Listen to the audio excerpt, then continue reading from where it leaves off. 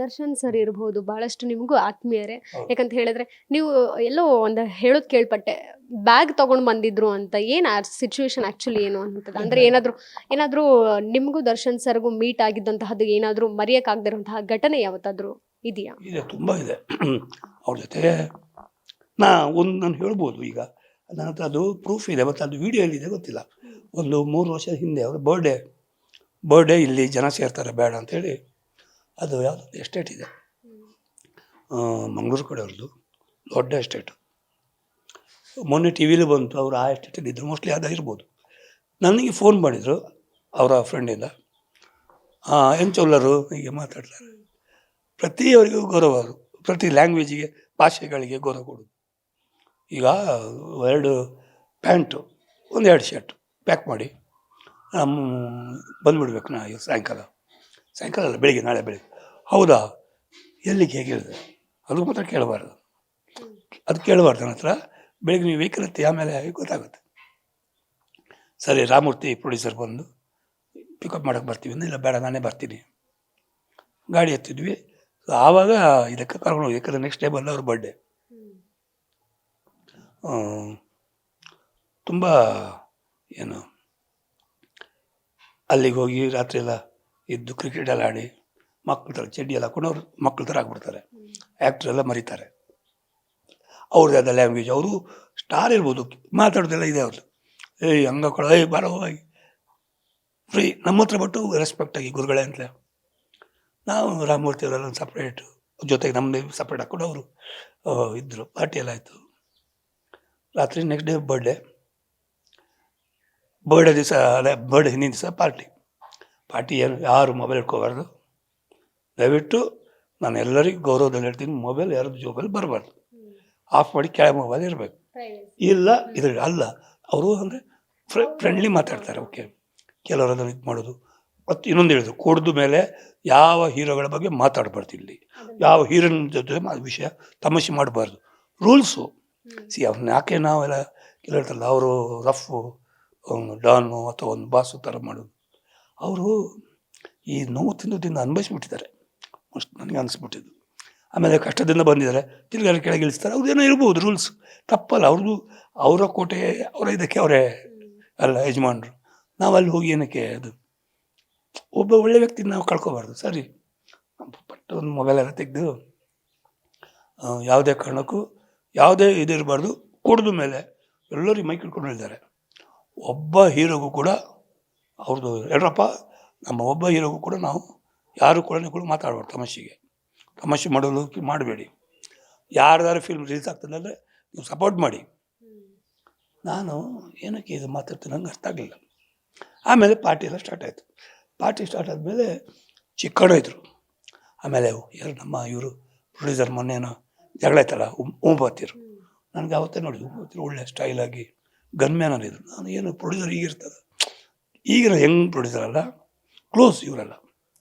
ನನಗೆ ಇನ್ನೊಂದು ಸ್ಟಾರ್ಟ್ ಆಯ್ತು. ಇವ್ರದ್ದು ಸ್ಟಾರ್ಟ್ ಆದಮೇಲೆ ಹಾಡು ಹೇಳೋಕ್ಕೆ ಸ್ಟಾರ್ಟ್ ಮಾಡಿದ್ರು. ತುಂಬ ಜನ, ಒಬ್ಬೊಬ್ಬರು ಸಿಂಗಿಂಗ್ ಈ ಥರ ಹಾಡು ಹೇಳೋದು. ಹಾಡು ಹೇಳಿಬಿಟ್ರೆ ದುಡ್ಡು ಕೊಡಬೇಕು, ಬೇರೆಯವರೆಲ್ಲ ಅವರಿಗೆ. ಚಿಕ್ಕಣ್ಣ ತುಂಬ ಹಾಡಿದರು. ಹಾಡಿದ ಮೇಲೆ ಆಮೇಲೆ ಇನ್ನೂ ಕೆಲವರು ಇದ್ದರು, ಎಲ್ಲ ಹಾಡಿದವರು. ನಾವು ನಮ್ಮ ಹತ್ರ ಮಾತ್ರ ಅವರು ಹತ್ರ ಬರೋಕ್ಕೆ ಬಿಡ್ತಿಲ್ಲ, ಅವರೇ ಹೋಗುದು ದುಡ್ಡು ಇವರು ಕೊಡಬೇಕು. ನನ್ನದು ಮತ್ತು ರಾಮಮೂರ್ತಿ ಪ್ರೊಡ್ಯೂಸರ್ ಹತ್ರ ಮಾತ್ರ ಅವರು, ಬೇರೆಯವ್ರಿಗೆ ಹಾಕಿ ದುಡ್ಡು ಅಂತ. ಒಂದು 2 ಗಂಟೆ 3 ಗಂಟೆವರೆಗೆ ಕಮ್ಮಿ 5 ಲಕ್ಷ 6 ಲಕ್ಷ ಕಲೆಕ್ಟ್ ಆಗಿದೆ. ಇವ್ರದ್ದು ಸ್ಟಾಪ್ ಆಯಿತು. ಮೈಕ್ ಇಟ್ಕೊಟ್ರು. ಅವರ ಗೋವಿಂದಣ್ಣ ಅಂತಿದ್ದಾರೆ, ಅವರ ಬೇಕಾದ್ರೆ ಚೆಕ್ ಮಾಡಿ ನೀವು. ಗೋವಿಂದಣ್ಣ ಬಾಣ, ನೀವೇನು ಇಲ್ಲಿ ವಿಡಿಯೋದಲ್ಲಿ ಎಲ್ಲ, ಇದು ನಮ್ಮ ಸಿದ್ಧಗಂಗಾ ಮಠದ ನಮ್ಮ ಮಕ್ಕಳು ನಾಳೆ ತುಪ್ಪ ಮಾಡಬೇಕು, ನಾಳೆ ಅದನ್ನು ಮುಟ್ಟಿಸ್ಬೇಕು. ಅದನ್ನು ಅವರೇ ಕೊಟ್ಟಂಗೆ ಮಾಡಿದೀವರು, ಅವರವರೇ ಕೊಟ್ಟಂಗೆ ಸಂಘದವರು ಮತ್ತು ಊಟ ಮಾಡಿ ನಾಳೆ ಬೆಳಿಗ್ಗೆ ಮುಟ್ಟಬೇಕು. ನಮ್ಮ ದೇವ್ರ ಮನೆಯಲ್ಲಿ ತುಪ್ಪದ ಊಟ ನಾಳೆ ನಡಿಬೇಕು. ನನಗೊಂಥರ ಆಗೋಯ್ತು. ನಾನು ಈಗ ಅವ್ರ ಬಗ್ಗೆ ಮಾತಾಡಿದ್ರೆ, ದರ್ಶನ್ ಅವ್ರ ಬಗ್ಗೆ ಕಣ್ಣಲ್ಲಿ ನಾನು ನೋಡಿದ್ದೀನಿ. ಇವತ್ತು ಆಗಿಲ್ಲ, ಅದು ಫೋಟೋ ಎಲ್ಲ ಇದೆ ರೀ, ವಿಡಿಯೋ ಎಲ್ಲ ಮಾತ್ರ ಮಾಡಿದರು.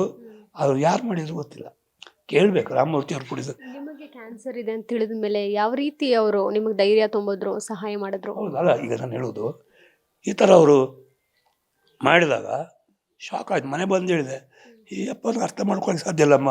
ನಮ್ಮ ಮನೇಲಿ ನಮ್ಮ ಮನೆ ಒಂಥರ ಮನೆಯವ್ರ ಥರ ಇಷ್ಟು ಕೂಗಾಡ್ತಾರೆ. ತುಪ್ಪದವ್ರನ್ನ ಆದಮೇಲೆ ನೆಕ್ಸ್ಟ್ ಬಾಡಿಯಲ್ಲಿ ಸ್ಟಾರ್ಟ್ ಮಾಡಿದರು. ಇನ್ನು ಮುಂದೆ ಹೂ ಬದಲಿಗೆ ರೈಸ್, ಬೇಳೆ, ಅಕ್ಕಿ ತಂದು ಕೊಡಿ, ನಾನು ಮಠಕ್ಕೆ ಕೊಡ್ತೀನಿ. ಅಷ್ಟಾರ ಗುಣ ಅಲ್ಲ ರೀ. ಯಾರು ಕೊಡ್ತಿದ್ದಾರೆ ರೀ? ಕೊಡುವರು ನೋಡಿ, ಸ್ಮಗ್ಲಿಂಗ್ ಮಾಡೋರು ತುಂಬ ದುಡ್ಡಿದ್ರು ಕೊಡ್ಬೋದು. ಕಷ್ಟಪಟ್ಟು ಬೆವರು ಸುರಿಸೋದ್ರಿ ಇರೋ ಸುಲಭ ಇಲ್ಲ. ಒಬ್ಬೊಬ್ಬರ ಮೂಳೆಗಳು ಎಷ್ಟು ಕ್ರ್ಯಾಕ್ ಬಂದಿರ್ಬೋದು ಅಂತ ಅವ್ರಿಗೆ ಗೊತ್ತು. ಬಿದ್ದು ಬಿದ್ದು ಬಿದ್ದು ಡ್ಯಾನ್ಸು ಏನು ಸುಮ್ಮನೆ ಆಗ್ತದ ಸ್ಟೆಪ್ ಮಾಡೋದು? ನಾನು ಅದು ನೋಡಿದ್ದೀನಿ. 100% ಅವ್ರಿಗಿದೆ. ಹಾರ್ಸಲ್ಲಿ ಬಿದ್ದಿದ್ದು, ಹಾರ್ಸಿಗೆ ಬಿದ್ದಿದ್ದೆಲ್ಲ ಕ್ರ್ಯಾಕ್ ಇದೆ ಅವ್ರಿಗೆ, ತುಂಬ ಇದೆ. ಅದನ್ನು ತೋರಿಸ್ಕೊಳ್ಳಲ್ಲ. ಹೋದ್ರೆ ನಗ್ತಾರೆ ಜನ, ಹೀರೋಗಳು ಹಿಂಗಾಗಿಬಿಟ್ಟಿದ್ದಾರೆ. ಈಗ ಮೊನ್ನೆ ಅವರು ಈಗ ಬೆನ್ನು ಏನಿಲ್ಲ ನನಗೆ ಗೊತ್ತು, ಏನಿದೆ ನಮ್ಮ ಹತ್ರದಲ್ಲಿರೋರು ಎಲ್ಲರಿಗೂ ಗೊತ್ತು. ಜೈಲಿಂದ ಬಂದಾದ್ಮೇಲೆ ಏನಾದರೂ ನೀವು ಮಾತಾಡ್ಸಿದ್ರ? ಬೇಲಿಂದ ಬಂದಾದ್ಮೇಲೆ ಇಲ್ಲ ಆಗಲಿಲ್ಲ. ನನಗೂ ಹೇಳ್ತಾರೆ ಇಲ್ಲ. ಆಮೇಲೆ ನನಗೆ ಅವರು ಒಂಥರ ಮುಖ ಡೆಲ್ಲಲ್ಲಿದ್ದರು. ಸ್ವಲ್ಪ ರಿಕವರ್ ಆಗಲಿ, ಫಿಲ್ಮಲ್ಲಿ ಬೀಸಿದ್ರು. ಆಮೇಲೆ ಈಗ ಆ್ಯಕ್ಟ್ ಮಾಡಿ ಫಿಲ್ಮಿಗೆ ಹೋದರೆ ಶೂಟಿಂಗ್ ನಡೀತೈತಲ್ಲ, ನೋಡ್ಬಿಡ್ತಾರೆ.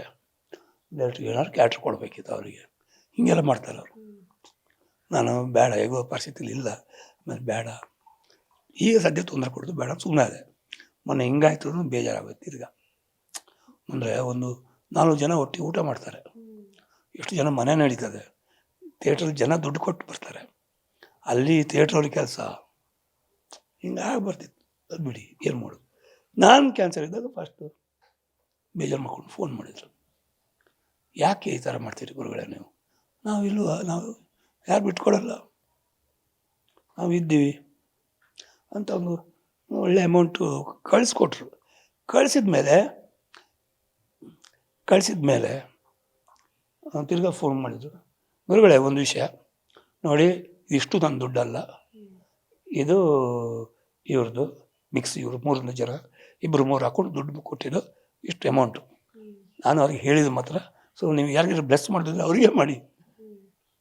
ಅದು ಒಂದು ಸತ್ಯ ಅಲ್ಲ, ಏನು ನನಗೆ ಅವಾಗ ಮಾತ್ರ ಭಾಳ ಇದಾಯ್ತು. ಆವಾಗಲೇ ಯಶ್ ಅವ್ರು ಮೊದಲೇ ಮಾಡಿಬಿಟ್ಟಿದ್ದು. ಅವರು ಓಪನ್ ಆಗಿ ಹೇಳಿದರು. ಗ್ಯಾರಂಟಿ ನ್ಯೂಸ್, ಸುದ್ದಿ ಖಚಿತ, ನ್ಯಾಯ ನಿಶ್ಚಿತ.